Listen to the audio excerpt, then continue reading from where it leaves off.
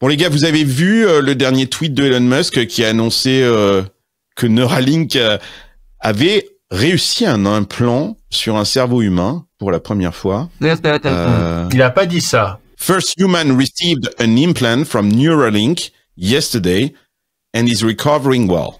Alors toi, tu utilisais le mot réussi. On n'en sait rien. Oui. Et le tweet d'Elon Musk ne dit pas qu'il a réussi. Oui. Ils ont juste implanté et que le gars est en salle de réveil, en gros. D'ailleurs, j'avais hier soir à dîner une neurologue à la maison que j'embrasse, Dorothée, et qui me disait qu'elle était excédée par ce tweet-là. C'est ça qui est formidable à San Francisco, c'est que tu as une neurologue, mais elle est à fond dans la tech, c'est-à-dire qu'elle peut pas voir Neuralink, et elle connaît tout de Neuralink, et elle déteste Elon Musk, etc. Et elle me disait qu'elle était excédée pour une raison, non pas cette histoire de chipset, elle trouve ça super excitant, mais c'est le fait que Elon Musk ait marqué que is recovering well.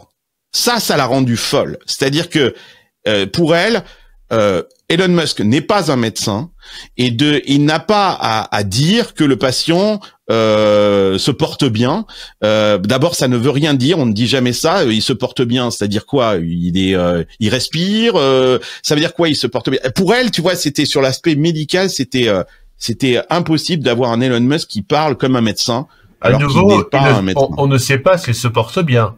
Il est en salle de réveil. He's recovering well. Ah ben, on sait rien. Ouais. En règle générale, les choses se passent, on dit rien, on attend que ça aille bien, et là on parle. Là, il a parlé juste après, ce qui est assez rare généralement. Ouais. Alors, on explique un petit peu, parce que la technologie est quand même spectaculaire. Neuralink, cette société, elle existe déjà depuis un petit bout de temps. Elle a levé un peu plus de 300 millions de dollars. Je montre la vidéo parce qu'elle est juste spectaculaire, même si c'est un petit peu creepy, il faut le dire. Donc, il s'agit d'implanter une chipset dans votre cerveau. Le marketing, le branding, juste génial. Ça s'appelle télépathie. Enfin, moi, je trouve...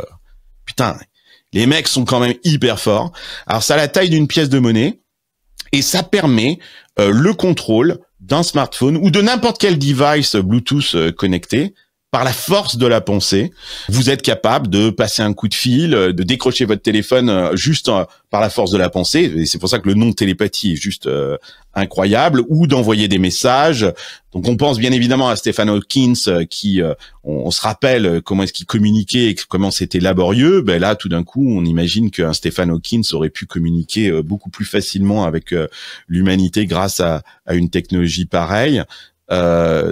Ça vous inspire quoi? Quelle a été votre première réaction quand vous avez vu ça? Moi, d'abord ce que ça m'a inspiré, c'est que c'est pas la première fois qu'ils le font. C'est pas les premiers à le faire. Il y a des chercheurs suisses qui ont implanté un implant dans des gens qui étaient paralysés, qui l'ont mis dans le cerveau et dans la moelle épinière, si je me rappelle bien. À l'école polytechnique de Lausanne, exact. Exactement, et qui permettait aux gens, si tu veux, de marcher. Par la pensée, en donnant un ordre à ses jambes pour que ça marche. Pour commander un exosquelette, pas de marcher. Malheureusement, ils sont cassés les pauvres, mais ils pouvaient commander un exosquelette par la force de la pensée. Et ça fonctionnait. Donc non, là c'était quand même planté dans la moelle épinière et dans le cerveau de l'individu. C'était pas dans les exosquelettes. C'était ce que j'avais lu. Moi, c'était plus un peu comme ce que fait Elon Musk. Donc ça m'a fait rappeler ça déjà d'une part. D'autre part, c'est vrai que ça paraît bon, le cerveau, on ne connaît rien sur le cerveau. Moi, je suis pas médecin, mais je sais que c'est un domaine qui est quand même assez mystérieux pour la médecine aujourd'hui. Mais de s'imaginer qu'effectivement, on peut, avec des impulses électriques, aller redynamiser des zones du corps qui marchaient mal, c'est fascinant de se dire qu'on peut y arriver. Moi, je trouve ça fascinant. Et j'espère qu'on va y arriver parce que ça va redonner plein de choses à des gens qui sont meurtris dans leur vie, quoi. Donc, si on peut y arriver, c'est génial. Maintenant, la vitesse à laquelle il le fait, à laquelle il l'annonce, me paraît un peu surprenante parce que Neuralink c'est quand même assez jeune. Ouais, mais on reproche toujours à Musk de ne pas délivrer, de donner toujours des messages en disant et de jamais respecter en fait les deadlines. Bah là, justement, avec Neuralink, il va plus vite qu'on ne le pensait là cette fois. Au contraire, ouais, c'est assez impressionnant. Alors, on dit qu'il a testé sur plein d'animaux aussi. On dit c'est pas la première fois. Ah bah il a commencé sur des cochons, des singes, des otaries. Non, je sais pas s'il a fait des otaries, mais plein de trucs. Des baleines. Mais là, c'est la première fois effectivement sur un humain. Quentin, quand t'as vu cette vidéo, cette annonce, tu t'es dit quoi? J'ai d'abord pensé que c'était génial, et puis après, comme tout le monde, j'ai pensé à dans 5, 10 ans, jusqu'où ça va aller, quoi. Donc là, tu peux voir des choses un peu plus creepy, un peu plus étranges arriver. Au sujet de l'annonce et la manière dont c'est fait, effectivement, c'est pas un médecin et c'est un peu rapide, mais bon, on comprend le coup de com' et ce qu'il cherche à faire ici. Puis je trouve que c'est un petit peu typique de Elon Musk quand même. Ce qui est sympa aussi, c'est quand même qu'ils annoncent que vraiment ils vont se focaliser a priori sur les premiers use cases pour des raisons de santé. On n'est pas c'est un peu trompeur parce que sur la vidéo, il voit que tu pilotes ton téléphone avec ton cerveau. Tu pourrais dire ouais, je vais scroller en gardant mes mains sous ma couverture toute la journée, tu vois. Non, ils disent quand même que les premiers use cases ce seront pour des gens qui en ont le plus besoin pour des raisons de santé. Et ça, c'est quand même plutôt cool. Après, je suis pas étonné. Nos téléphones, c'est déjà des extensions de nous-mêmes. On ne va qu'un pas de plus vers l'avant. C'est la continuité de ce qu'on a déjà commencé. Alors, je vais continuer dans les références cryptiques, Carlos. Tu connais la loi de Murphy, le coup de la tartine beurrée. Tu connais la loi de Moore, où on multiplie la puissance des microprocesseurs tous les 18 mois.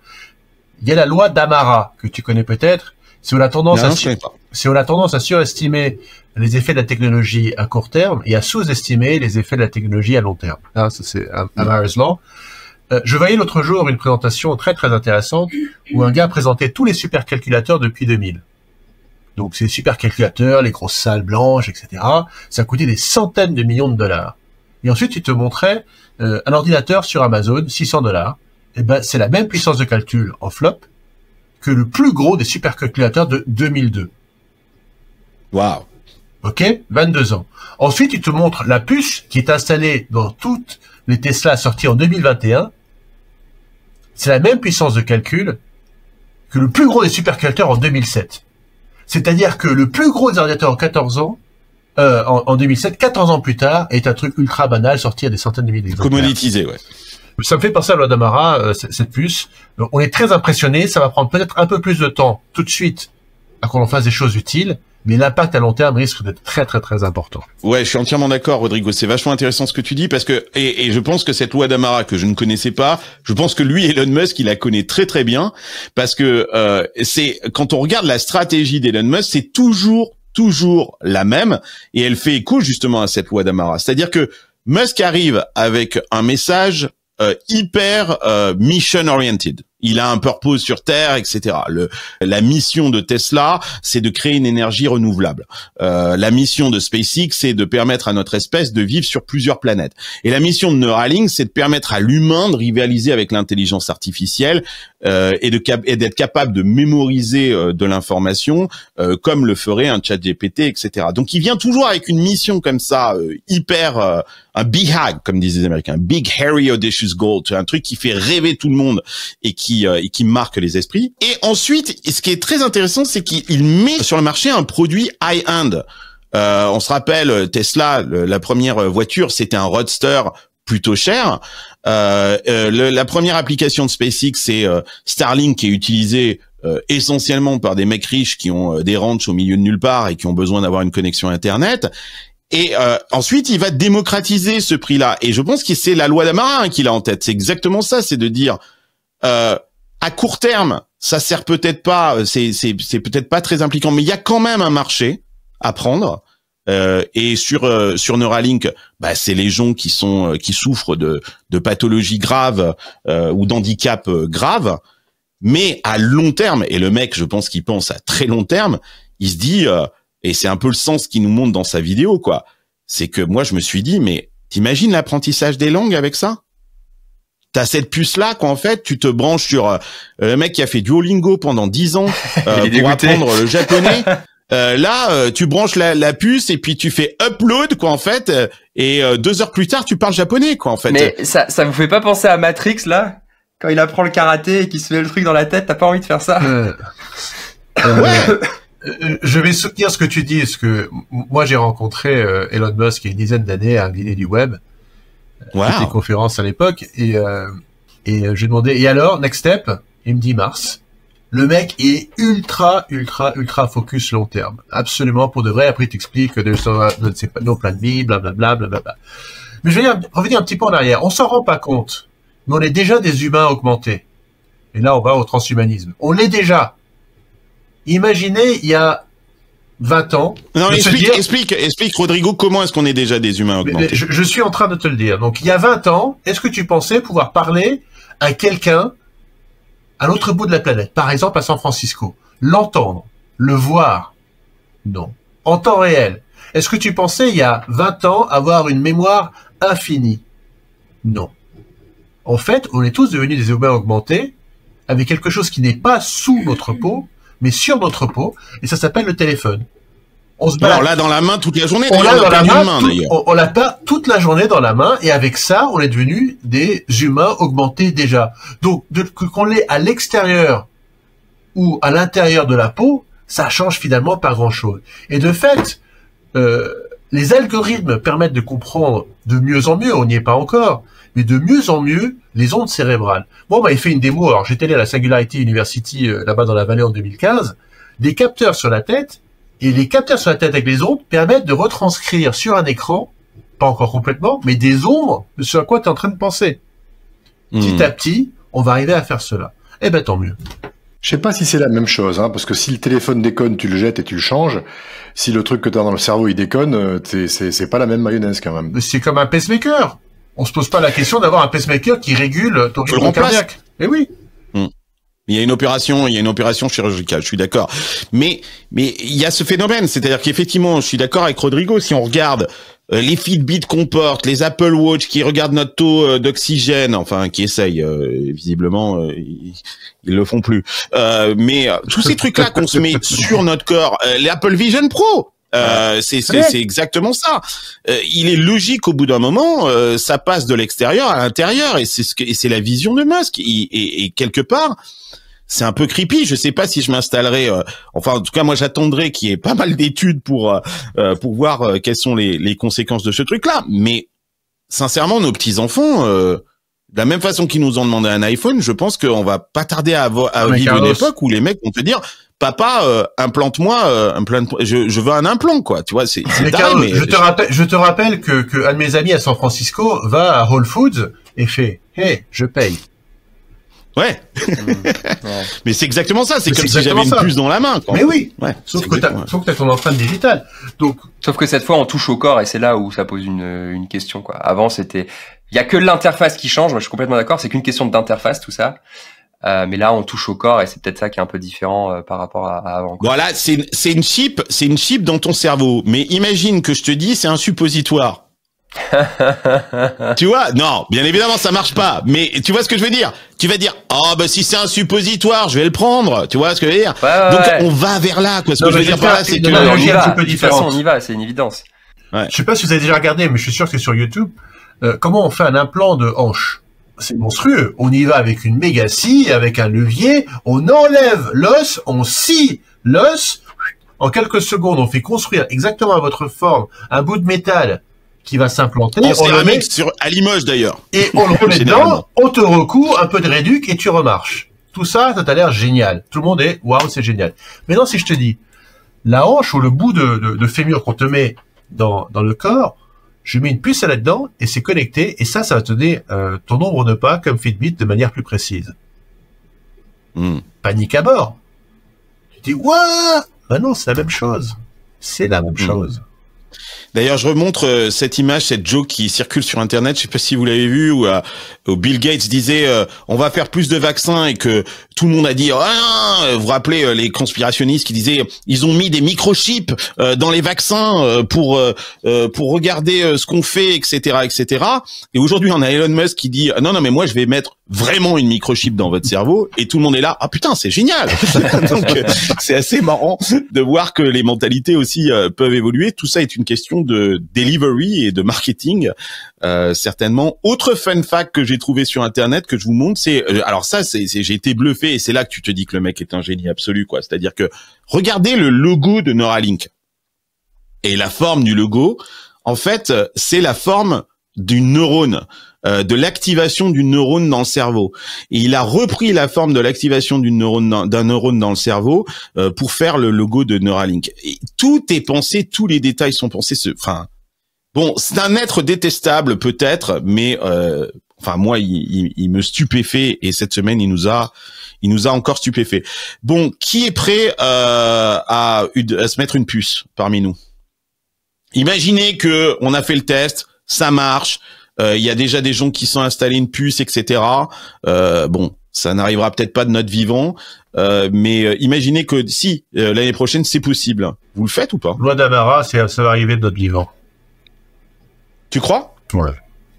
Oh oui. Et à ce moment-là, tu t'installes la puce ou pas? Imagine, parce qu'on va peut-être, nous, on commence à être vieux, on va peut-être toucher d'Alzheimer ou de trucs comme ça. Moi, je me l'installe. Écoute, si j'ai un bénéfice personnel, c'est possible. C'est possible. C'est de la même manière qu'on se dit, je vais m'inscrire chez Facebook et je sais que tout ce que je vais faire sur Facebook, toutes les données vont partir. C'est à peu près en privacy, c'est à peu près le même débat. Et le bénéfice que j'en ai, c'est d'être en contact de vous tous, d'avoir plein d'informations. Donc j'ai un bénéfice. Si d'avoir une puce, si j'arrive plus à marcher, par exemple, ou si je suis incontinent, ça va arriver. Non mais pense à des choses plus radicales, plus simples si que ça. À marcher, bien évidemment. Ça, bien sûr. Mais juste de faire des Google Search dans ta tête. Mais t'imagines le délire? Ça, je le ferai pas. Par contre, effectivement, si ça touche, si ça me permet d'être plus intègre, si je perds en intégrité, ça m'intéresse. Mais si c'est juste pour aller faire un truc que je peux faire avec le doigt, je le ferai pas. Ah, intéressant. Moi, j'adorerais avoir dans mes lunettes, là, les petites lunettes mignonnes, d'avoir l'Apple Vision. Mais là, et je fais la recherche là, j'adorerais. Trop bien. Non, mais t'es un geek, toi, c'est normal. Ah bah, ouais, t'es un geek. L'humain augmenté, c'est intéressant. Après, moi, je rejoins Rodrigo. C'est quoi la promesse? Quelle est la promesse? C'est ça qui va te faire décider. Non, mais sincèrement, si on va dans cette direction, je pense que ça change énormément de choses. Regardez Netflix. Bah là, maintenant, tout d'un coup, tu peux créer des productions audiovisuelles où t'as plus qu'à fermer les yeux et de passer le film dans ta tête. Mais putain, enfin moi, depuis cette annonce-là, je suis bombardé d'usages comme ça. Alors j'ai pensé aux jeux. Les mecs qui vont jouer, tu sais, à qui veut gagner des millions, des trucs comme ça. Le mec, il a une chipset. Tu peux me poser n'importe quelle question. Vas-y, hein. Je search sur le web, j'ai la réponse, il y a pas de problème. Mais ça change tout sur la façon de travailler. Mais là, quand t'as ça qui sort, tu travailles plus. Enfin, c'est quoi? Là, il y a une question de sens. Quand tu sais tout, tu peux tout faire, t'as plus de dysfonctionnement, tu t'es connecté avec les gens en fait, il y a une question de sens. C'est plus une question de juste de technologie. Écoute, il y avait 50 devices sur mon bureau avant. J'en prends la pub. Mais non, je n'ai qu'un seul. Je fais tout avec. Ma vie est meilleure. Ah non, mais ta vie est meilleure. On a tout un débat à avoir sur les techno-optimistes. Tu sais, t'as tout un mouvement dans la vallée sur les techno-optimistes qui veulent un petit logo, etc. Moi, je suis un techno-optimiste. Je suis dans le Pierre. Moi, je pense que ça aura des implications médicales au départ. Je pense aussi, il faut quand même le dire, qu'on ne connaît pas grand-chose au cerveau aujourd'hui et que pourtant on cherche depuis longtemps et que donc ça reste un domaine qui est extrêmement complexe. Donc même si la technologie évolue, la connaissance intrinsèque de la biologie du cerveau humain, je ne sais pas si on va l'acquérir à la même vitesse que la technologie pourra évoluer. Donc je suis pas sûr que ta loi fonctionne. Donc je sais pas. Après moi je pense aussi qu'il faut rester humain, tu vois. Moi j'ai envie de m'ennuyer, j'ai envie d'avoir mal, j'ai envie d'avoir des choses qui soient un peu humaines parce que c'est ce qui fait de nous des humains. Et si tu m'enlèves ce côté-là et que tu m'augmentes, je deviens quoi? Donc moi j'aime bien l'imperfection humaine et j'ai pas envie qu'on me répare à chaque fois que je suis imparfait parce que sinon je suis plus humain. Je vous laisse on va s'arrêter là-dessus. Hein. C'est une vraie question philosophique. Effectivement, je pense que la création, elle repose justement sur cette capacité, sur cette imperfection, effectivement. Donc, mais je suis pas certain que ça nous amène vers de la perfection, hein, tout ça. Ça nous amène vers de l'augmentation. C'est pas parce que je peux searcher sur Google directement dans ma tête que ça va certes me donner plus d'accès à de l'information, mais pas forcément me rendre meilleur. Ça c'est une autre question.